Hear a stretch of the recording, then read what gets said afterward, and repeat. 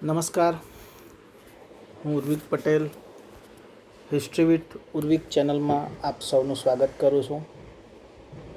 આજે આપણે વાત કરવા માંગીએ છીએ ઇન્ડસ વેલી સિવિલાઇઝેશનની જિયોગ્રાફી વિશે થોડી આઈડિયા લઈશું. FIBAમાં તાજેતરમાં આવેલા વિદ્યાર્થીઓ માટે સિંધુ ખીણની સંસ્કૃતિ કદાચ પરિચિત હોય, પરંતુ કોઈ પણ ટૉપિકને ઇતિહાસમાં સમજવા માટે એના ભૌગોલિક તથ્યોને સમજવા ખૂબ જ જરૂરી છે. તો જ આપણે એ વિસ્તાર વિશે અથવા તો એ કલ્ચર વિશે કદાચ વધારે સારી રીતે સમજી શકીએ. First of all, what is the Indus valley civilisation? It was a ancient civilization located in Pakistan and northwest India, એટલે કે ઉત્તર પશ્ચિમ ભારત. આજની તારીખમાં આ વિસ્તારમાં લોકેટેડ આપણે જોઈ શકીએ છીએ. અને મોટે ભાગે ઇન્ડસ રિવરની આજુબાજુ આ કલ્ચર આવેલું જોઈ શકાય છે. અહીં આપણે વધારે ફોકસ કરીશું ઇન્ડસ વેલી સિવિલાઇઝેશનના ભૌગોલિક તથ્યો વિશે. તો એ બાબતે આપણે સૌપ્રથમ ધ્યાન આપીએ તો આ વખતેના સિલેબસમાં પણ તમે એક શબ્દ ઉમેરાયેલો જોઈ શકાય છે, સિંધુ સરસ્વતી કલ્ચર અથવા તો સિંધુ સરસ્વતી સંસ્કૃતિ. અહીં આ નકશાની મદદથી આપણે આ બે બાબતને થોડું સમજવાનો પ્રયત્ન કરીએ. બે નદી વિશેની વાત આ ટોપિક્સમાં કરવામાં આવી છે. તો ભારતીય ભૂગોળને આપણે પહેલાં થોડો જો સમજીએ તો ખાસ કરીને ઉત્તરે આ જે હિમાલયની પર્વતમાળા છે, એ હિમાલયની પર્વતમાળામાં બે પ્રકારની નદીઓ આપણે જોઈ શકીએ છીએ. એક તો પૂર્વ તરફ વહેતી નદીઓ, એટલે કે આ બાજુ, અને બીજી પશ્ચિમ તરફ વહેતી નદીઓ એટલે કે આ બાજુ, અને પૂર્વ તરફ વહેતી નદીઓ એટલે કે આ બાજુ. આ જે હિમાલયની પર્વતમાળાનો નેપાળની તરફ નીચે ઢોળાવ છે, તો જેમ આ પૂર્વ તરફ જશો તો અહીંથી મોટે ભાગેની નદીઓ આ બાજુ બંગાળની ખાડી તરફ જાય છે, જ્યારે 7 થી 8 મોટી નદીઓ પશ્ચિમ તરફ અરબ સાગર તરફ આ રીતે જતી હોય છે. કારણ કે હિમાલયનો ભાગ ઊંચો છે અને એને કારણે ઘણી બધી નદીઓએ પુરાતન કાળથી પોતાના જે સ્થાન છે એને બદલ્યા હોવાના પુરાવા આપણને પ્રાપ્ત થાય છે, અને એમાંની એક અગત્યની નદી છે સરસ્વતી. હવે સરસ્વતી નદીની જ્યારે આપણે વાત કરીએ ત્યારે આ જે માર્ગ છે એ આખો સરસ્વતી નદીનો માર્ગ આપણે જોઈ શકીએ છીએ. એવું માનવામાં આવે છે કે ભારતમાં ઈસવીસન પૂર્વેના 3000 સુધી, એટલે કે આજથી 5000 વર્ષ પહેલાં ના સમયગાળામાં આ નદી ખૂબ જ સારી રીતે વહેતી હતી, અને આ નદીના કિનારે ઘણી બધી સંસ્કૃતિઓ પાંગરી હતી એવું માનવામાં આવે છે. આ માટે જરૂરી સંશોધનો દિન પ્રતિદિન થઈ રહ્યા છે, ઘણા બધા પુરાવાઓ પણ પ્રાપ્ત થયા છે, પરંતુ હાલમાં એ નરી આંખે જોવી અથવા તો નદીના સ્વરૂપમાં જોવી મુશ્કેલ છે. ઘણા બધા દાવા છે આ પ્રત્યે, પણ એ હજી એટલા ઐતિહાસિકપણે આપણે એને જોઈ શકતા નથી, એટલે કે નરી આંખે જોઈ શકતા નથી. પણ આજે પણ ગર્ભિત રીતે આ સરસ્વતી નદી આ વિસ્તારમાંથી અથવા તો આ લોકેટેડ એરિયામાં વહેતી હોવાની વાત વિવિધ અભ્યાસુઓ માને છે. તો આ તો થઈ સરસ્વતી. અને અહીં પંજાબ એટલે કે જે 5 નદીઓનો સમૂહ છે, સિંધુ હોય, જેલમ હોય, રાવી હોય, સતલજ હોય, જીનાબ હોય, આ બધી 5 જે નદી છે, અને એમાં આ આપ જોઈ શકો કે ઇન્ડસ નદી તો આ જગ્યા પર આ બધી નદીઓ ભેગી થાય છે અને અહીંથી એક વિશાળ ઇન્ડસ નદી અથવા તો સિંધુ નદી અહીંથી નીકળે છે. તો આ સિંધુ નદી જે અહીંથી નીચે તરફ વહે છે એ નદી અહીંથી આ પંજાબની બાકીની નદીઓ સાથે એક વિશાળ સ્વરૂપમાં વહે છે. તો પ્રાચીન ભારતની સરસ્વતી અને હાલમાં પણ આપણે જોઈ શકીએ અને એને અભ્યાસ કરી શકીએ એવી સિંધુ નદી. તો આ બે નદીની આસપાસ જે કલ્ચરનો વિકાસ થયો એને આપણે સિંધુ સરસ્વતી નદી તરીકે ઓળખીએ છીએ.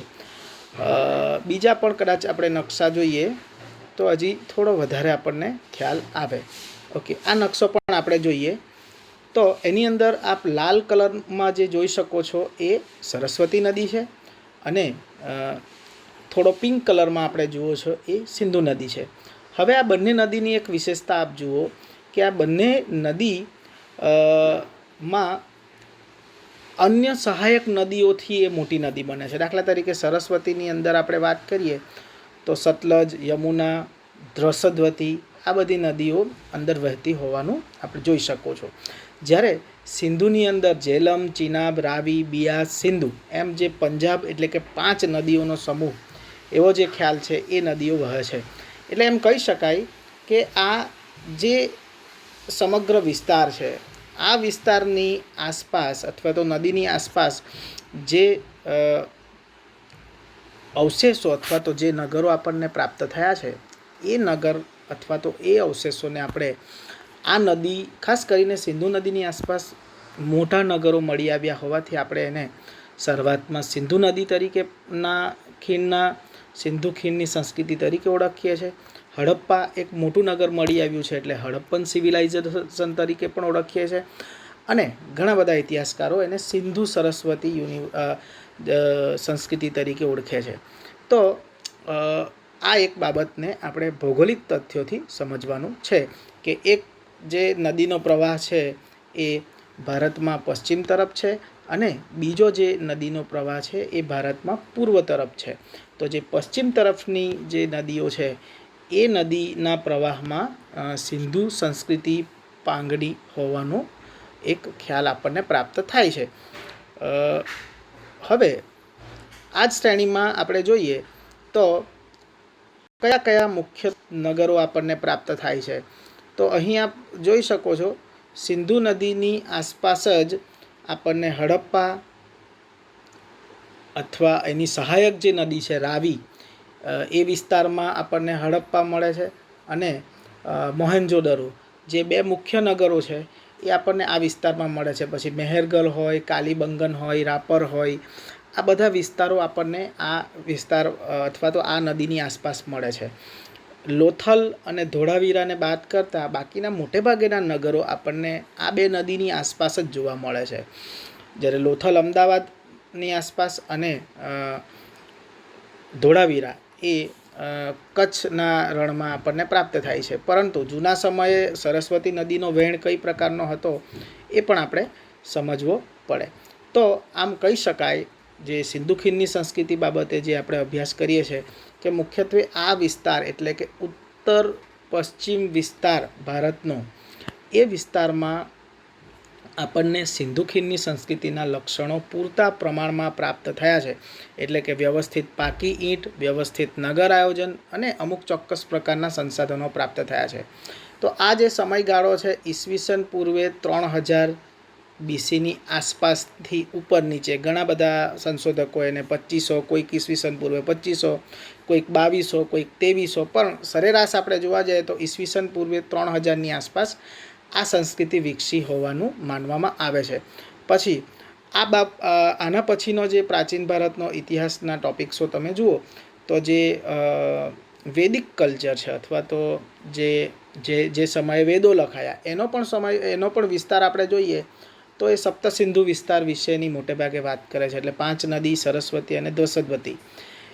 પછી ધીમેથી જે ઈસવીસન પૂર્વે 3જી સદીની આપણે વાત કરીએ મૌર્ય યુગ તો એ ધીમે ધીમે ઉત્તર પ્રદેશ બિહાર તરફ આગળ આવતા એટલે કે ગંગા યમુના નદીની આસપાસની કલ્ચરની વાત આવે છે. પરંતુ જે ભારતના બે એન્શિયન્ટ કલ્ચર છે, એટલે કે વૈદિક અને સિંધુ, આ બંને કલ્ચર ક્યાંક ને ક્યાંક સિંધુ અને સરસ્વતી નદીની આસપાસ વ્યતીત થતા આપણને જોવા મળે છે.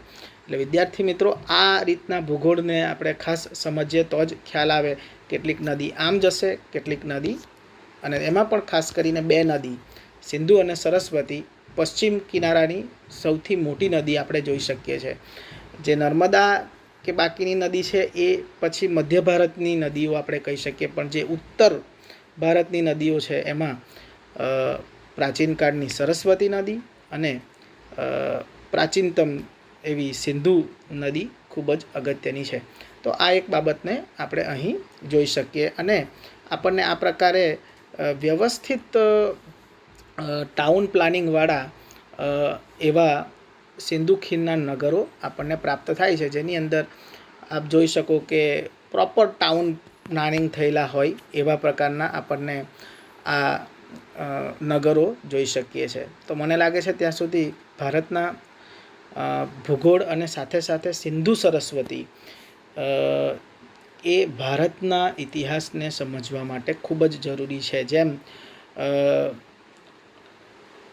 નાઇલ નદીનું મહત્ત્વ છે, એ જ રીતે ભારતનો ઇતિહાસ જાણવા માટે ગંગા યમુના તો છે જ, એ ઈસવીસન પૂર્વે 5મી સદી પછી ગંગા નદીનું મહત્ત્વ વધી જાય છે. કેમ? કારણ કે ધીમે ધીમે બૌદ્ધ અને જૈન ધર્મની શરૂઆતની સાથે સાથે ગંગા નદી તરફનું સ્થળાંતર આપણે જોઈ શકીએ છીએ. પણ એ અગાઉના ઇતિહાસને સમજવા માટે સિંધુ અને સરસ્વતી નદી ખૂબ જ અગત્યની સાબિત થાય છે.